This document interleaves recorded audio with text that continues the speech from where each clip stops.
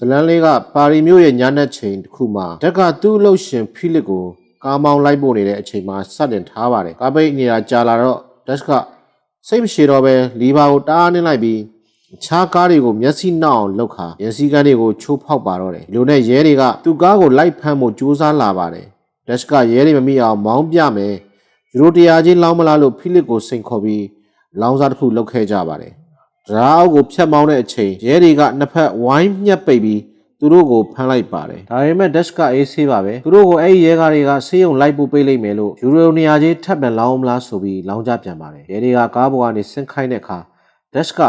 စိတ်ဆိုးမှန်ဆိုးနဲ့ဖိလစ်ခြေထောက်ကလှုပ်လို့မရလို့ဆေးရုံကိုအမြန်လိုက်ပို့နေတာလို့လိန်လိုက်ပါတယ်ရဲတွေကကားနောက်ဖက်မှာဝှီချက်တစ်လုံးကိုတွေ့တယ်ဖိလစ်ကနားကိုကတ်ကြည့်တဲ့အခါသူကလည်းနာကျင်နေတဲ့ပုံစံလုပ်ပြီးရဲတွေကိုထပ်မံလှည့်စားလိုက်ပါတယ်အရေးပေါ်အခြေအနေထင်မှတ်တဲ့ရဲတွေကအမြန်ဆုံးချိုးဖောက်တာကိုခွင့်လွှတ်လိုက်ပြီးဆေးရုံကိုသူတို့လိုက်ပို့ပေးမယ်လို့ပြောလိုက်ပါတယ်ဒီလိုနဲ့ဒက်ကလောင်ဂျစ်ထပ်မံအနိုင်ရရှိလိုက်တာကိုကျေနပ်ပြီးစက်တင်ဘာသချင်းလေးကိုဖွင့်ပြီးဆေးရုံကိုရောက်သွားပါတယ်ဆေးရုံကနေရဲတွေထွက်သွားပြီးတာနဲ့ဒက်နဲ့ဖိလစ်တို့နှစ်ယောက်ဟာဆီလစ်တလီကိုအတူတူတောက်ပြီးပျော်နေခဲ့ကြပါတယ်ဒက်ကကျမ်းမာရေးဝန်ထမ်းတွေမမြင်ခင်မှာပဲဆေးရုံအပြင်ဘက်မောင်းထွက်သွားပါတော့တယ်သူတို့နှစ်ယောက်စသည်လာကြတာကတော့လာနေငယ်ကြပါပြီဖိလစ်နဲ့သူ့လက်ထောက်မလေးမာဂရက်တို့ကဖိလစ်ကိုစောက်ရှောက်ပေးမဲ့လူသစ်ရှာဖွေဖို့အင်တာဗျူးတွေလုပ်နေကြပါတယ်လာလျှောက်တဲ့လူတွေရဲ့အဖြေတွေကတာမန်ဖြစ်နေတာကြောင့်စိတ်တိုင်းသိမ့်မကြခဲ့ပါဘူးဒီလိုဖြစ်နေတော့မှပဲရုတ်တရက်ဒက်ကသူ့လက်မဟုတ်သေးပဲအင်တာဗျူးခန်းထဲကိုဝင်လာပြီ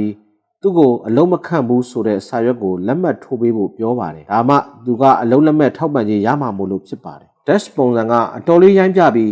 မာဂရက်ကိုလည်း easily တွေလုံနေပါတယ်ဒါပေမဲ့ဖိလစ်ကတော့ဒက်ရဲ့အပြုတ်မှုကိုစိတ်ဝင်စားသွားပြီးနောက်တစ်နေ့မှပြန်လာဖို့ပြောလိုက်ပါတယ်အင်တာဗျူးဖြေပြီးပြန်လာတဲ့ဒက်ကသူ့နေထိုင်တဲ့ရက်ွက်ထဲကအိမ်ရောက်တာနဲ့ရေချိုးဖို့လုံနေတော့မှ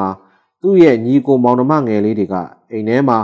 စူညံပွဲလုံးရိုက်နေပါတယ်သူညီမဖြစ်တဲ့သူမီနာကသူ့ကိုကူညီပေးလို့သာရေချိုးတာအချိန်မပြီးသွားပါတယ်အလုံးထဲမှာမီနာကတော့လူကြီးစိတ်ရှိတဲ့သူဖြစ်ပါတယ်ဒက်ကသူ့မိပြန်လာကိုဗရင်ဘောက်ကစောင့်နေရင်သူ့ညီဖြစ်သူအန်တန်ကမတင်ကားစရာကောင်းတဲ့ကားတစ်စီးထဲကနေဆင်းလာတာကိုတွေ့လိုက်ရပါတယ်အန်တန်ကအိမ်ထဲကိုခဏဝင်လာပြီးကျောင်းကနေပြန်လာတာလို့ပြောကအိတ်တစ်ခုကိုကောက်ယူပြီးထွက်သွားပါတယ်ဒက်ကအန်တန်မဟုတ်တာတစ်ခုလုံနေပြီလို့ထင်မိနေပါတယ်ညနေပိုင်းမှာဒက်ရဲ့အမေအိမ်ပြန်ရောက်ရှိလာပါတယ်ဒက်ကသူခိုးထားတဲ့လက်ရကောင်းတဲ့ဖာဘာကြီးဦးတကလုံးကိုအမေကိုလက်ဆောင်ပေးပါတယ်ဒါပေမဲ့ဒီလက်ဆောင်ကိုခိုးယူလာတဲ့ဆိုတာကိုတော့မပြောခဲ့ပါဘူးဒက်ကသူ့အမေကိုသူ့အခုတလောခီးတွေသွားနေရတယ်လို့ပြောပါတယ်ဒါပေမဲ့အမေကသူ့ကိုမြင်ရတာတိတ်ပြီးပျော်ဖို့မရပါဘူးဘာလို့လဲဆိုတော့ဒက်က6လလုံးပျောက်နေပြီးဖုန်းတစ်ခါတောင်မဆက်ခဲ့ပါဘူးခုမှရုတ်တရက်ပေါ်လာကသူ့အိမ်ကိုဟိုတယ်လိုမျိုးထင်နေသလိုပဲလို့ခံစားနေရလို့ဖြစ်ပါတယ်အမေဖြစ်တဲ့သူကဒက်ရဲ့အလိညာစကားတွေကိုစိတ်ကုန်နေပြီးသူ့မှာအခြားသားသမီးတွေကိုလည်းယူဆိုင်ရအောင်မှမို့ဒက်ကိုသူ့အိမ်ကနေထွက်သွားဖို့ပြောလိုက်ပါတယ်နောက်လည်းပြန်မလာဖို့ထပ်မံပြီးသတိပေးလိုက်ပါတယ်အဲ့ဒီညမှာဒက်ကရက်ွက်ထဲကတငယ်ချင်းတွေနဲ့တောက်ရင်းစားရင်းအချိန်ကုန်လိုက်ပါတယ်နောက်တစ်နေ့မှာချိန်ထားတဲ့ဖိလစ်အိမ်ကိုပြန်သွားခဲ့ပါတယ်အိမ်ရောက်တဲ့အခါအိမ်ထိန်းတော်ဘိုနီကသူ့ကိုလက်ခံပြီးအိမ်ကိုလှည့်ပတ်ပြသကာဖိလစ်ရဲ့တနေ့တာတွေကိုရှင်းပြခဲ့ပါတယ်ပြီးတော့ဒက်အတွက်တီးသက်အိတ်ခမ်းနဲ့ရေချိုးခမ်းပါတဲ့အခန်းကိုလည်းပြသပေးပါတယ်ဒက်ကရေချိုးခမ်းထဲကရေစလားကိုစိတ်ဝင်စားကြည့်နေတော့သူ့ကိုဖိလစ်နဲ့တွေးဖို့ခေါ်သွားပါတယ်ဖိလစ်ကတလအဆန်းခန့်ကြည့်မယ်ဆိုတာကိုဒက်ကလက်ခံလိုက်ပြီးနှစ်ပတ်တောင်မခံလိုက်ဘူးလို့ဖိလစ်ကစိန်ခေါ်လိုက်ပါတယ်သူ့ပစ္စည်းတွေကိုအခန်းထဲယူသွင်းပြီးတဲ့နောက်ဒက်ကဖိလစ်ကိုဘလို့ခူးဆိုင်ရမယ်ဆိုတာသင်ယူရပါတယ်သူ့ခြေထောက်တွေကိုဘလို့လှုံ့ဆော်ပေးရမယ်ဘလို့ဝှီချဲပေါ်တင်ပေးရမယ်ရေချိုးဖို့နဲ့အဝတ်လဲပေးဖို့ဘလို့တွေကူညီရမယ်ဆိုတာတွေကိုသင်ယူရပါတယ်ရန်စိတ်ညစ်စရာကောင်းတာကဖိလစ်ကိုဝေးရုံရှည်ကြီးတွေဝတ်ပေးရတာအိမ်သာသွားပြီးရင်တန်ရှင်းလုပ်ပေးရတာတွေပါဒက်ကအတော်လေးကိုစိတ်ညစ်သွားပြီးဒါတွေကိုလုံးဝမဟုတ်ဘူးလို့ပြောပါတယ်ဒါပေမဲ့နောက်ဆုံးမှာတော့ဒါတွေဟာသူ့လောက်တာဝန်တွေလို့လက်ခံလိုက်ရပါတယ်ညနေပိုင်းမှာဒက်ကအိမ်ရဲ့အမိုးပေါ်မှာမုံစားရင်းအနားယူနေပါတယ်ဒါပေမဲ့သူ့ကိုဖိလစ်ရဲ့သမီးလီဆာနဲ့သူ့ချစ်သူဘရစ်တန်တို့ကလည်းဒီနေရာကိုအနားယူချင်တာကြောင့်ဘီယာပေးအောင်ဆိုပြီးလာနှောက်ရှက်ပါတယ်ဒက်ကဘီယာပေးဖို့ကိုညှင်းဆိုပြီးသူတို့နှစ်ယောက်ကိုလည်းဝေးဝေးနေဖို့ပြောလိုက်ပါတယ်ဒက်ကဖိလစ်ရဲ့တနေ့တာတွေကိုမြန်မြန်ဆန်ဆန်လှုပ်တက်လာပါတယ်အစာပိုင်းမှာတော့အမားတွေလုံးမိပါတယ်ဥမာဖုံးကိုဖိလစ်ရဲ့နားမှာမတင်ပေးပဲလက်ထဲထည့်ပေးမိတာရေချိုးနေတော့စောင်းကြီးဆက်ကိုပိတ်မထားမိတာမျိုးတွေပါဒါပေမဲ့သူကဒီအမားတွေကနေသင်ခန်းစာယူပြီးပြင်ဆင်တတ်လာပါတယ်ပြီးတော့ဒက်က ဖီလစ်ရဲ့စာတွေကိုမတူညီတဲ့ဖိုင်တွဲတွေနဲ့စနစ်တကျအစီအစဉ်တက်လာပါတယ်သူကဖီလစ်အတွက်စာတော်တော်များများကိုဖတ်ပေးပါတယ်ဒါပေမဲ့သီးသန့်စာတွေကိုတော့ဖတ်ကြည့်ခွင့်မရှိပါဘူးဒက်စ်ကမျိုးသမီးလိန်ဝင်ဆောင်မှုတွေကိုကြော်ညာတဲ့စာရွက်တစ်ရွက်ကိုတွေးလိုက်တဲ့အခါဖီလစ်ကဓာတွေကိုအမိုက်ထဲလွှတ်ပစ်ဖို့ပြောပေမဲ့ဒက်စ်ကဖိုင်တစ်ခုအနေနဲ့တင်ထားလိုက်ပါတယ်ဒီလိုနဲ့ဒက်စ်ရဲ့ဘဝအသစ်မှာအလုပ်တွေကြီးပဲလည်းမဟုတ်ပါဘူးသူကပျော်ပျော်နေတဲ့သူမို့မာဂရက်နဲ့အဆင်ပြေအောင်ကြိုးစားနေပေမဲ့မအောင်မြင်ပါဘူးတစ်ခါတလေကြာရင်အမျိုးသမီးလိန်ဝင်ဆောင်မှုတွေကိုဖုံးဆက်ခေါ်ပြီးသူ့အိမ်ခန်းထဲမှာပျော်ပါတာမျိုးတွေလည်းလုပ်တတ်ပါတယ်ဒီနေ့မနေ့မှာတော့ဘိုနီကဒက်စ်ရဲ့အခန်းကိုလာပြီးနောက်ကျနေတာကိုဆိုရင်ဓာတ် H ထဲမှာမောင်းချက်ထားတဲ့လက်ကိုတွေးလိုက်ရပါတယ်ဒါပေမဲ့ဘိုနီကအဲ့ဒါတွေကိုဘာမှတော့မပြောခဲ့ပါဘူးဒီနေ့ဒက်စ်ရဲ့အလုပ်ကဖီလစ်ကိုကားနဲ့လိုက်ပို့ပေးဖို့ပါဒါပေမဲ့ဖီလစ်ကိုနောက်ခန်းမှာထိုင်ခိုင်းတာမျိုးမလုပ်ချင်လို့မတုံးမဲ့ထားတဲ့စိန်ခန်းကားတစ်စီးနဲ့လိုက်ပို့ပေးပါတယ်အစာပိုင်းမှာဖီလစ်ကဒီကားစီးရတာအဆင်မပြေဘူးထင်ပေမဲ့အမြန်မောင်းပြီးစိတ်လှုပ်ရှားစရာကောင်းတာကြောင့်စိတ်ကပျော်ရွှင်လာပါတယ်ဒါပေမဲ့အိမ်တော်ရင်းဘုံတွေကတော့မကြိုက်ပါဘူးသူတို့ကအိမ်ကနေထွက်လာတော့အိမ်ကြီးတယောက်ကသူတို့ရဲ့အပေါက်ဝမှာကားရထားပြီးဒီနေရာမှာကားရက်လို့မရဆိုတဲ့ဆိုင်းဘုတ်ကိုလည်းဂယူးမဆိုင်ပါဘူးဒက်စ်ကဒီလူစီချက်ချင်းသွားပြီးကိုအင်းကြီးကိုဆွဲကုတ်ခါကားရွှေ့ပေးဖို့ပြောလိုက်ပါတယ်ဖီလစ်ကဒက်လောက်စတာတွေကိုသဘောကျပေမဲ့ဘိုနီကတော့မကြိုက်ပြန်ပါဘူးသူတို့နှစ်ယောက်ပြတိုက်ကိုသွားရင်ဖီလစ်ကပကြီးကားတစ်ချက်ကိုဝယ်ဖို့စဉ်းစားနေပါတယ်ဒါပေမဲ့ဒက်စ်ကပကြီးကားကဈေးသိမ့်မတန်ဘူးလို့ထင်ပါတယ်ဘာလို့လဲဆိုတော့ပကြီးကားပေါ်မှာအနေအောင်ဆေးဆက်တွေပဲရှိနေလို့ပါဘေးပွဲပြီးမှဖီလစ်ကသူ့ရဲ့ဆွေမျိုးတစ်ယောက်နဲ့တွေ့ပါတယ်သူကဒက်စ်ကျောင်းနေပြောပြပါတယ်ဒက်စ်ကရိုင်းပြပြီးအန်ရယ်ရှိနိုင်လို့လူတိုင်းကဖီလစ်အတွက်စိတ်ပူနေကြတယ်လို့ပြောပါတယ်ဒက်စ်မှာရာဇဝတ်မှုမှတ်တမ်းတွေလည်းရှိတယ်ဆိုတာသိလိုက်ရပါတယ်ဒါပေမဲ့ဖီလစ်ကဒါကိုဂရုမစိုက်ပါဘူးဘာလို့လဲဆိုတော့ဒက်စ်ကသူ့ကိုသူများတွေလိုတနာတဲ့ပုံမပြဘဲသူနဲ့အတူတူရေမောပျော်ရွှင်နိုင်တာကိုသဘောကျလို့ပါမာဂရက်ကိုဖွန်ကြောင်ဖို့ကြိုးစားတာမအောင်မြင်လို့ဒက်စ်တယောက်မြို့ဝကြောင်ထဲမှာဘုံနေနဲ့ညစာဆိုင်ရင်ဖီလစ်ရဲ့စာတွေအကြောင်းနားထောင်နေပါတယ်ဘုံနေကတီးတန့်စကားပြောတာဆိုပြီးစောင်းကြီးစက်ကိုပိတ်လိုက်ပါတယ်ပြီးတော့ဖီလစ်ကနိုယာဆိုတဲ့အမျိုးသမီးနဲ့စာပေးစာယူချစ်သူတွေဆိုတာပြောပြပါတယ်အဲ့ဒီစာတွေကဒက်စ်ကိုဖတ်ခွင့်မပေးတဲ့စာတွေပါ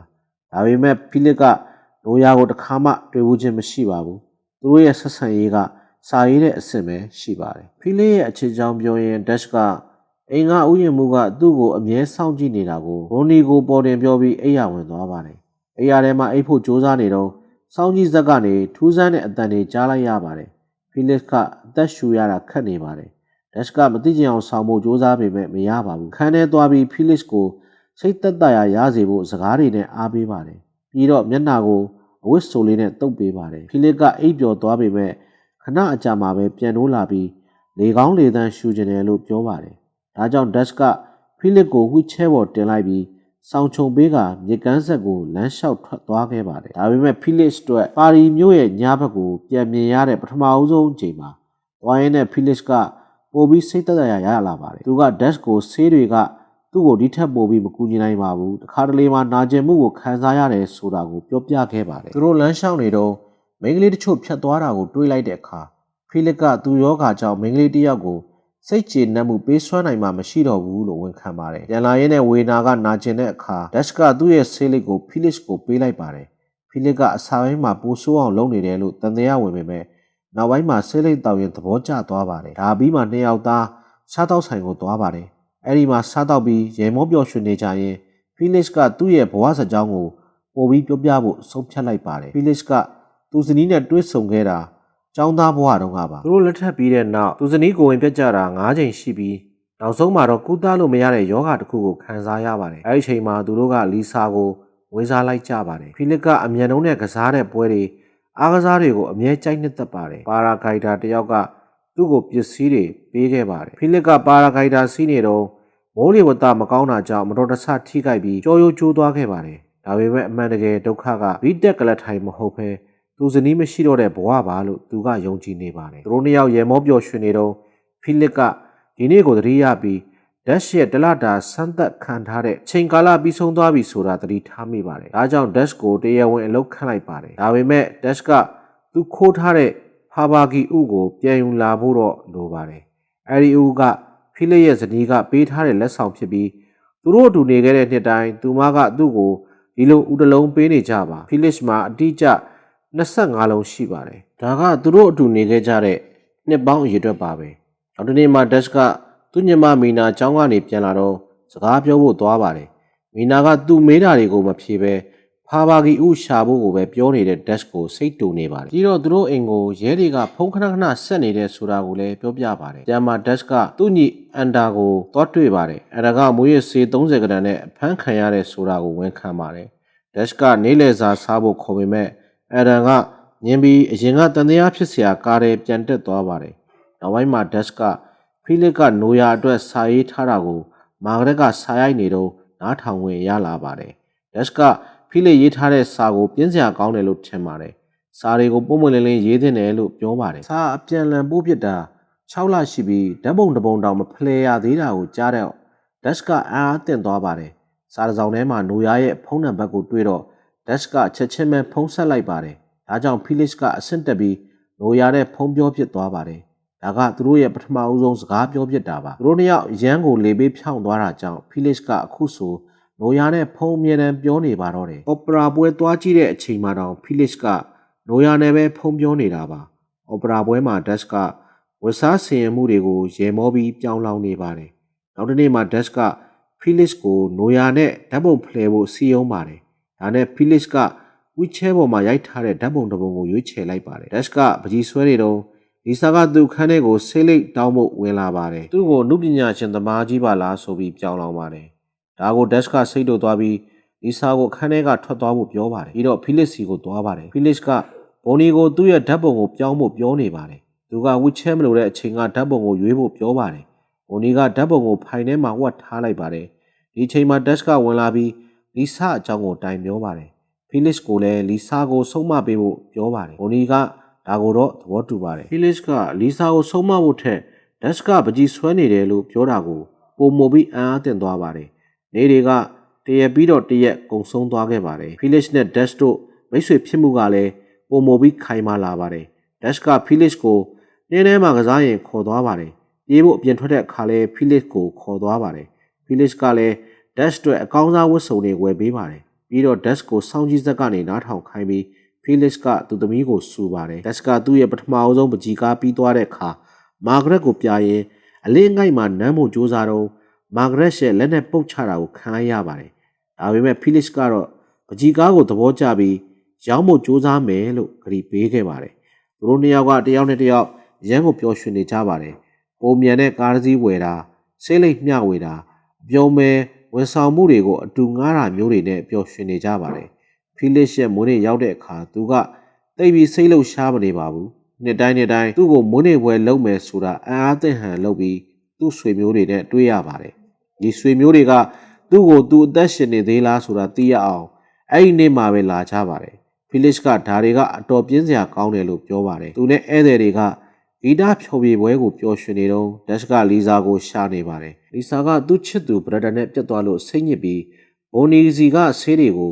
ုတေခြင်းစိတ်နဲ့တောက်ပေမဲ့သူမျောလင်းသလိုတေးမှမဟုတ်ဘူးဆိုတာသိသွားပြီးခန်းထဲမှာငိုနေပါတယ်ဘရဒန်ကလီဆာကိုရက်ဆက်တဲ့စကားတွေပြောသွားပါတယ်လီဆာကဘရဒန်ရဲ့နားနယ်မှုတွေလွဲတာကိုပြောပေးဖို့ဒက်စ်ကိုကူညီတောင်းပါတယ်ဒက်စ်ကဒါကိုလုပ်ပေးမယ်ဒါပေမဲ့တန်တန်ချင်းပေးရမယ်လို့ပြောပါတယ်ဖိလစ်ကဓာတ်ရဲ့ပကြီးကားကိုသူ့ဆွေမျိုးတစ်ယောက်ကိုပြပါတယ်ပြီးတော့သူ့ဆွေမျိုးကိုယူရို1,000နဲ့ဒီပကြီးကားကိုဝယ်ဖို့တိုက်တွန်းလိုက်ပါတယ်ဒက်စ်ကထမင်းစားခန်းကိုပြန်သွားပြီးဘိုနီနဲ့စကားပြောပါတယ်ဘိုနီနဲ့မာဂရက်ကဖရက်ဆိုတဲ့သူနဲ့ချစ်သူဖြစ်နေပေမဲ့အခုချိန်မှာသူတို့သိပ်ပြီးအဆင်မပြေကြဘူးလို့ပြောပြီးဒက်စ်ကိုမျှော်လင့်ချက်တွေပေးလိုက်ပါတယ်ပါတီပွဲစတင်ပြီးခဏငြိမ်သက်သွားတဲ့အချိန်ဖိလစ်ကတချင်းနှစ်တွေကိုနားထောင်ခိုင်းပေမဲ့ဒက်စ်ကဟာတာလုပ်ပစ်ပါတယ်ပြီးတော့ဒက်စ်ကသူ့အိမ်ဘော့ကိုယူလာပြီးဘုံကီဝါနာလန်တချင်းကိုဖွင့်ပြီးကျမ်းမြေပေါ်မှာကပြပါတယ်ဒက်စ်ကအကကောင်းတဲ့သူတဦးဖြစ်တဲ့အပြင်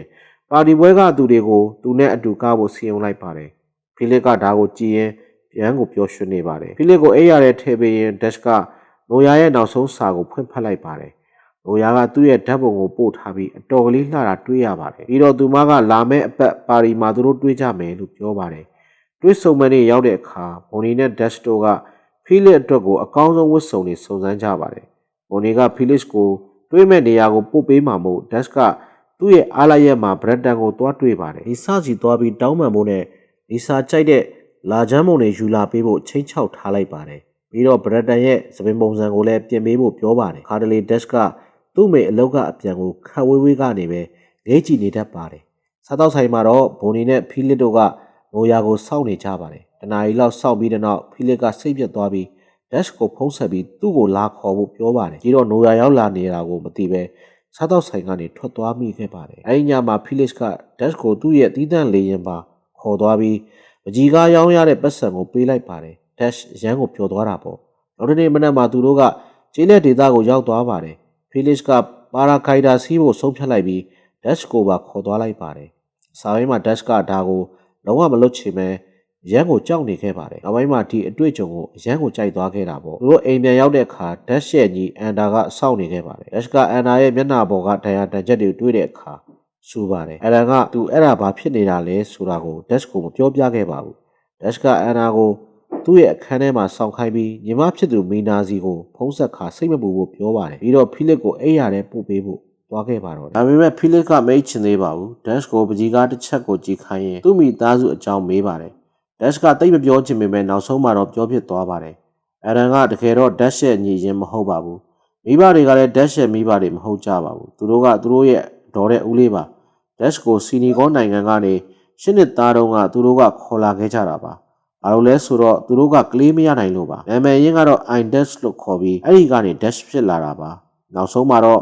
သူ့တော်ကအားသင့်စရာကောင်းလောက်အောင်ကိုဝင်ရသွားပါတယ်သူ့ဦးလေးတည်သွားတဲ့နောက်အခြားမျိုးသားတွေနဲ့ကလေးတွေလည်းရှိလာခဲ့ပါတယ်ဒက်ကလီဇာအကြောင်းဖီလစ်နဲ့ပြောသလိုပဲဖီလစ်ကအရန်ကိုစီကန်းနဲ့ထားတဲ့နယ်ဆိုတာပြောလာပါတယ်ဒါနဲ့ဖီလစ်ကဒက်ကိုအလောက်ကနေထုတ်လိုက်ပါတယ်ဘာလို့လဲဆိုတော့ဒက်ကသူ့မိသားစုနဲ့အတူနေဖို့လိုနေပြီးဘဝတစ်ခုလုံးကိုအဖိုးတယောက်ကိုဂယူးဆိုင်ရင်ကုံဆုံးသွားဖို့မသင့်တော်ဘူးလို့ထင်လို့ပါနောက်တစ်နေ့မနက်မှာဘရက်စတန်ကသမင်းတွေပါညှက်လာပြီးလီဆာကြိုက်တဲ့လာချမ်းမုံတွေကိုပါယူလာခဲ့ပါတယ်ဒက်ကလည်းသူ့ပစ္စည်းတွေကိုထုတ်ပြီးအိမ်ကနေထွက်ခွာဖို့အစင်းသင့်ဖြစ်နေခဲ့ပါပြီမာဂရက်ကဒက်ကိုနှုတ်ဆက်ဖို့လာပါတယ်ဒက်ကမာဂရက်ကိုနောက်ဆုံးချိန်သူ့ကိုချစ်ပေးဖို့ပြောတဲ့အခါမာဂရက်ကသူ့ရဲ့အချစ်တော်ဖရက်နဲ့မိတ်ဆက်ပေးပါတယ်မာဂရက်ကအမျိုးသားတွေကိုစိတ်ဝင်စားဘူးဆိုတာကိုဒက်ကသိသွားလိုက်ရပြီးချက်ချင်းလိုက်လျှော့လိုက်ရပါတော့တယ်ဒက်ကအိမ်ကနေထွက်ခွာသွားတဲ့အချိန်စောင်းကြည့်ဆက်ကိုဘိုနီကိုပြန်ပေးရင်မာဂရက်ကသူ့ကိုလှည့်စားခဲ့တာလို့ပြောလိုက်ပါတယ်ဘိုနီကဒက်ကိုသူပြောပါဘူးခဲ့တဲ့မျိုးသမီးလင်ဝင်ဆောင်မှုစင်းဖိုင်ကိုပြန်ပေးပါတယ်ဖိုင်ထဲမှာဖီလစ်သူရေးထားတဲ့ပုံကိုမသုံးပဲဒီအတိုင်းထည့်ထားတာကိုတွေ့တဲ့အခါဒက်ကစိတ်ပြတ်သွားပါတယ်ဒက်ကဖိုင်ကိုလွှတ်ပစ်လိုက်ပေမဲ့ဖီလစ်ကဓာတ်ပုံကိုတော့ယူထားလိုက်ပါတယ်အိမ်ပြင်ရောက်တော့အိမ်ဝင်ပေါက်မှာကားတစ်စီးကပိတ်ရထားတာတွေ့လိုက်ရပါတယ်ဒက်ကရွှေ့ပေးဖို့ပြောပြီးဒီလုံမှာသူမလုပ်တော့ပေမဲ့ဒါမျိုးလမ်းပိတ်ရက်တာတွေနောက်ထပ်မမြင်ချင်ဘူးလို့ပြောပါတယ်နောက်ပိုင်းမှာဒက်နဲ့အန်ဒါတို့ကသူတို့အမေကိုဘူတာကိုတွားကြိုကြပါတယ်အိမ်မှာတော့ဖီလစ်ကသူ့ရဲ့ဆောက်ရှောက်သူအစ်စ်နဲ့ပထမအဦးဆုံးညသာအတူစားနေကြပါတယ်ဖီလစ်ရဲ့ဆောက်ရှောက်သူအစ်စ်ကပြင်းစရာကောင်းပြီးစိတ်ဝင်စားစရာဖြစ်နေတာကြောင့်ဖီလစ်ကညစာကိုပြီးအောင်မစားဘဲထွက်သွားခဲ့ပါတယ်။ဘုံတွေကဥယျာဉ်မှုနဲ့ချင်းတွေ့နေတာကြောင့်သူ့ကိုစူမဲ့သူကဘယ်သူမှရှိမနေတော့ပါဘူး။နေ့တွေကုန်းလွန်လာတဲ့မျှဒက်ကသူ့ရဲ့အရင်ဘဝဟောင်းကိုပြန်ရောက်သွားပါတယ်။သူ့ရဲ့တငယ်ချင်းတွေနဲ့ပြန်ဆုံပြီးသူတန်တရားဖြစ်နေတဲ့ကားထဲကလူတွေကိုအဒန်ကိုလာမနှောက်ယှက်ဖို့ပြောပါတယ်။အင်တာဗျူးတစ်ခုကိုသွားတဲ့အခါဒက်မှာလုံလောက်တဲ့အတွေ့အကြုံမရှိပေမဲ့ဖီလစ်စီမှာအလုပ်လုပ်စင်ကအသင်ယူခဲ့တဲ့အမှုပညာအကြောင်းတွေကိုအသုံးပြုကအလုပ်ရှင်ကိုသဘောကျအောင်လုပ်လိုက်ပါတယ်။ဒါကြောင့်သူ့ကိုရင်မောင်းဖြစ်တဲ့အလုပ်ခန့်လိုက်ကြပါတယ်။ဖီလစ်ကသူ့ရဲ့ဆောင်းရှောက်သူအစ်စ်ကိုမကြိုက်ဖဲအမြဲစိတ်ဆိုးနေပါတယ်။ညမှာသူ့ဝေဒနာကရမ်းနာနေတာကိုအိမ်ကဘသူ့ကိုမှ